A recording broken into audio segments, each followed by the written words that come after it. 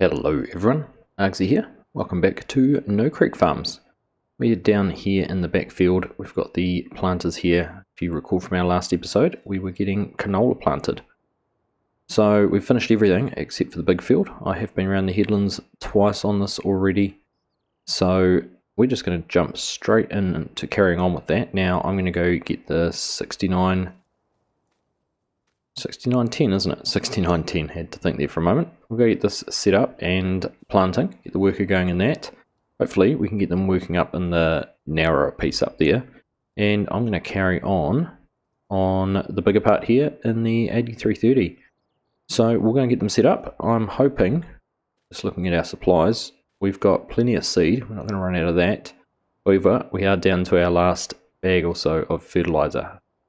We do have some more up in the shed, so we might have to shoot up and pick some of that up. But for now, we've got enough to keep going, so we'll get the worker going and crack into it. There we go, we have set the worker off, and they are going to work in this section. Now I have just planted a little strip through the gap there.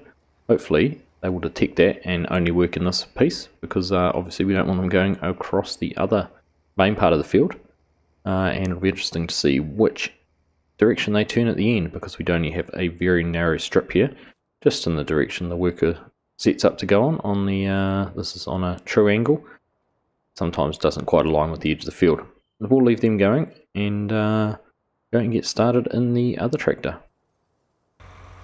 Alright, with the worker underway, we can jump straight in here into the 8330. Now I did have GPS set up last time, but we're going to have to go and do that again. But I think we just get this turned on. I think this headland's probably big enough. I might just run along this way. We'll head down to the other end and start working our way back across this direction. Indecisive there, I missed a little piece. We'll just back up and make sure we get that all planted. There we go, that's better.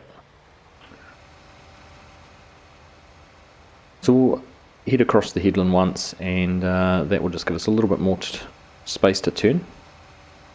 And then we'll run up along the edge against the drain in between the two fields and set up some GPS and crack into getting this all planted.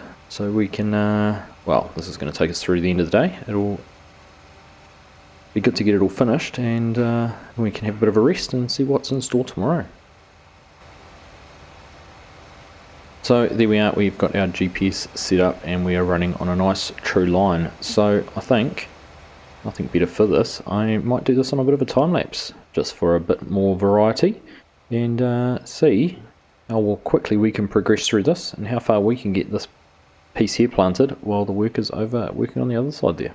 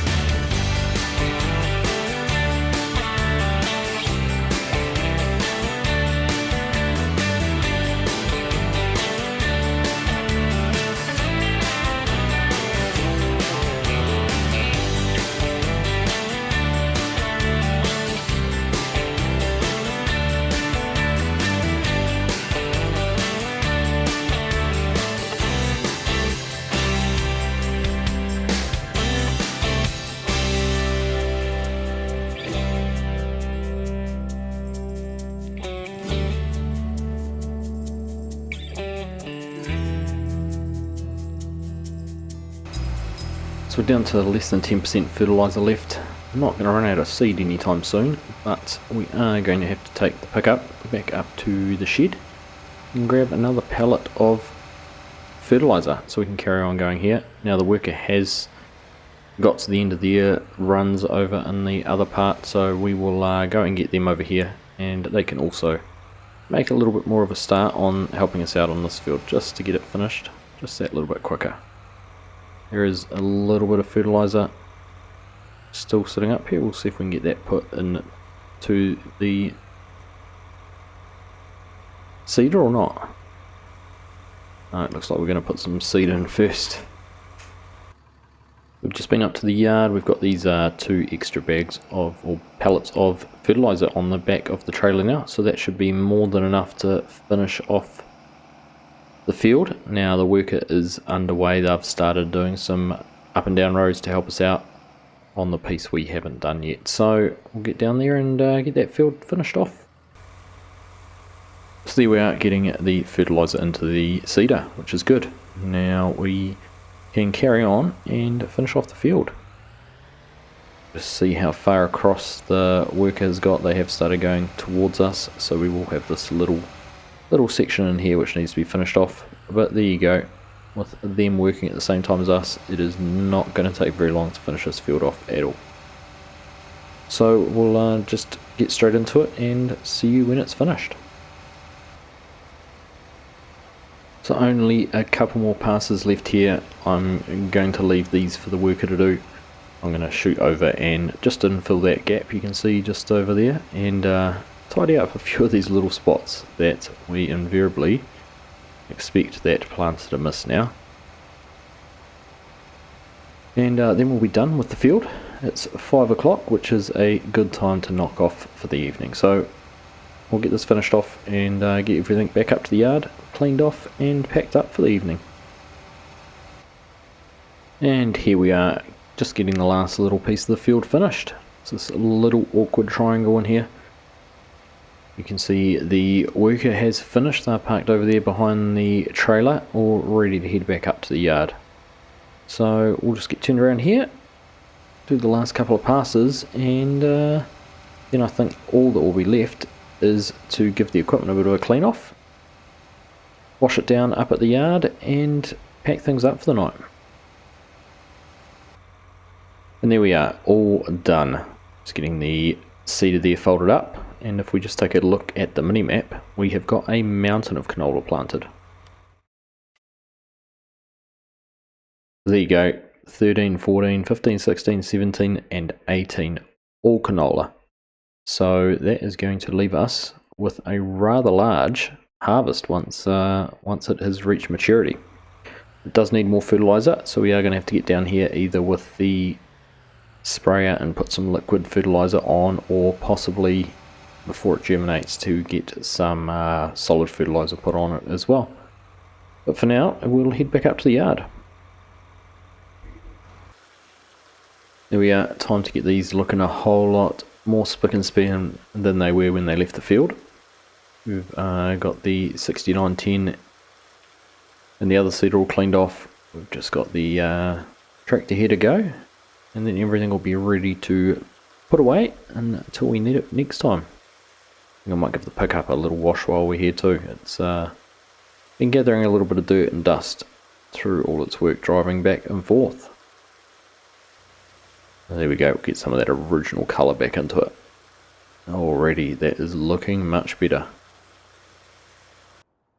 Well, there's nothing really left now. I'm going to put these away and call it a night, so we will catch you bright and early in the morning.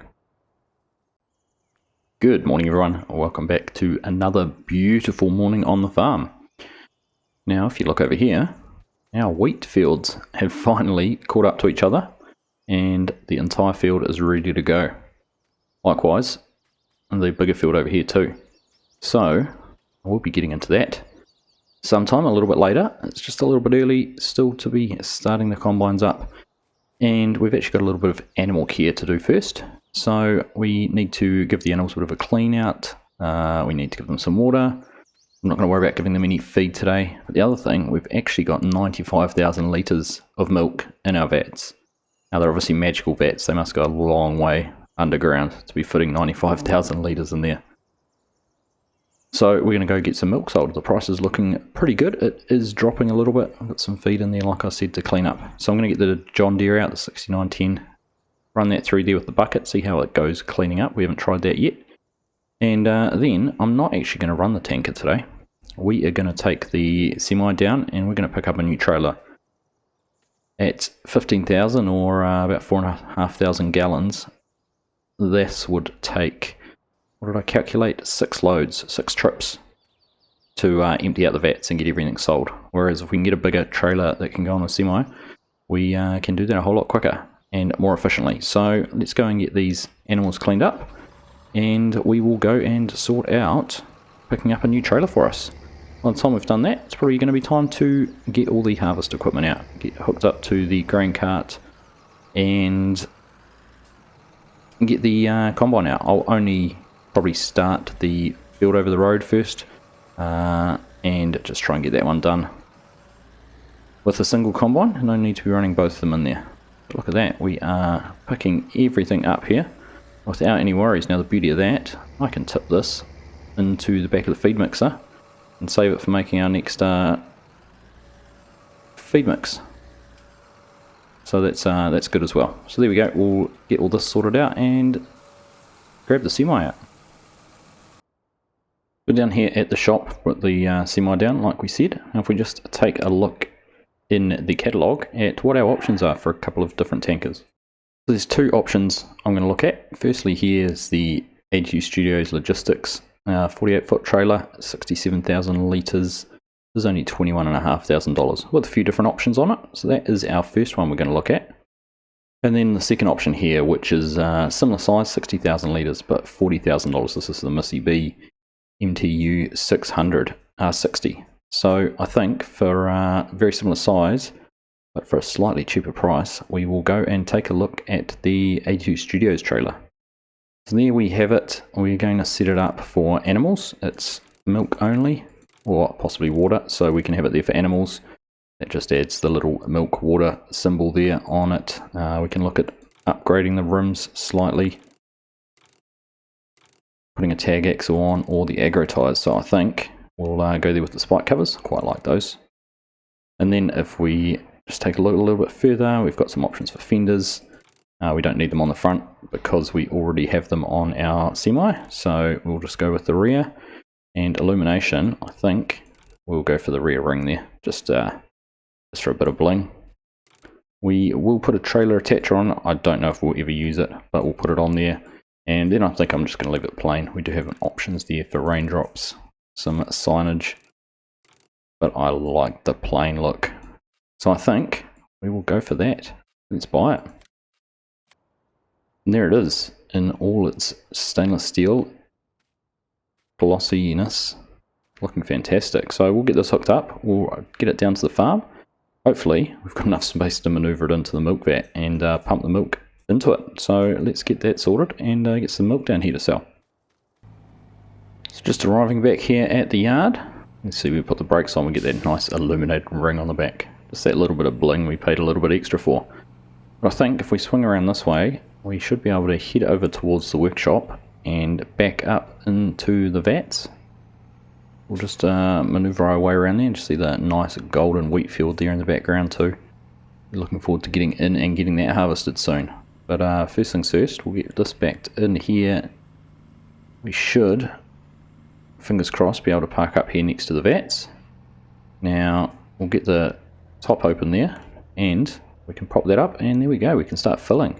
So there we go, we're getting our milk into our trailer. So we'll leave that there running and once it's full, take it down to the sell point. There we go, just coming up on 100%. So 17,500 gallons or just a bit more. That leaves 7,000 gallons in the silo still, or in the vats. So we can get those closed down. And Otis having a little bit more weight in the trailer now, but we'll head down and see how much we can make off this rather large load of milk. So back down here at the co-op, pull in beside the milk vats here, which is where we offload and sell the milk. I'm assuming, there we go, we've got our trigger, so we'll just start selling that and see how much we can make off this load. In the last few litres or gallons going out there, and we'll get a grand total $82,856 out of that load. So we've already paid for the trailer and then some. So that is a worthwhile investment, and our cows are coming good. They're really starting to earn some good coin for us. Bearing in mind, there's still another, must be half a tank. So there's still another $40,000 that we could go and get right now as well. So I think we'll take the opportunity and do that while the price is still at a decent point. There we go, not quite 50%, but pretty close. So we'll head back down to the co-op, get this sold. And then it'll be time to set things up to get into the wheat fields. Back again with another 7,700 gallons, not quite 50%, but near enough too. So we'll see what we get from this, probably $35,000 as a guess, but we'll wait and see once it's all emptied out. And pretty much bang on, not a bad guess, 35,000 to go with the 82, so 115,000 or so from selling all that milk. So that's a great boost for us, as we're about to pull some more crops out of the fields and into the bins. Now the only downside to having a tanker this big is trying to figure out where we're going to be able to park it. I'm going to have to give that a little bit of thought, I think. Not sure if we're going to use the truck and trailer for carting the wheat. I might just set things up so we can use the grain cart and dump it straight from there rather than going through the truck. But we'll have to have a think where we can park that so it's not quite in the way. I suppose there's a little bit of space down the side here. We could move those two pieces of equipment and put them somewhere else. Otherwise we might have to think about reclaiming some of this field to create a little bit more space. Maybe in here behind the workshop we could just claim a little bit here and have a bit of a parking spot. We'll give that some thought anyhow. It'd be good to get the spray trailer put somewhere else. But with that all taken care of, animals sorted out and milk sold, it's time to get things set up and into the wheat. Alright, so we're just getting the combine topped up with diesel. We've got the 8330 set up on the grain cart. We have had to move the tanker and the truck. They were a little bit in the way. And then down the end here we've got the auger set up over the bins, and we've put one of the gravity wagons over top of the unload point. So we'll bring the grain over in the grain cart and just dump straight into the gravity wagon, and that will run up the auger into the bin. So I think that'll be a good solution, rather than, I know last time I dumped from the grain cart straight onto the auger, a few people suggested that would not be the smartest way to do it. So I'm taking that advice and tackling it a different way. So we're all good to go. We've got the gleaner there. We'll have that ready to go in the next field. We'll run both combines over there, but for this smaller field we'll just take the 9500 over. So there we are, we're just about topped up. In fact, we are topped up. So let's go and make a start. Alright, so we're just here on the edge of the field. Actually been thinking about it. I'm going to set the worker up running this on course play. That'll free us up to be able to drive the grain cart and be a YouTube farmer for a little bit and capture some drone shots in that of the combine. So we'll get that all set up and running and get them going in here. And there we go, the worker is off. We're getting the swath there dropped behind, which is part of the plan as well, so we can have some more straw bales, which is actually the main reason we've got wheat this time, so we have enough straw to make our TMR. Obviously not a necessary ingredient, but it does mean the hay and silage lasts for a little bit longer. So we will leave them here going and go and grab the grain cart. See, they're already 10% full, so should be able to make one headland pass before they need to be unloaded. We've set the combine to go around 3 times.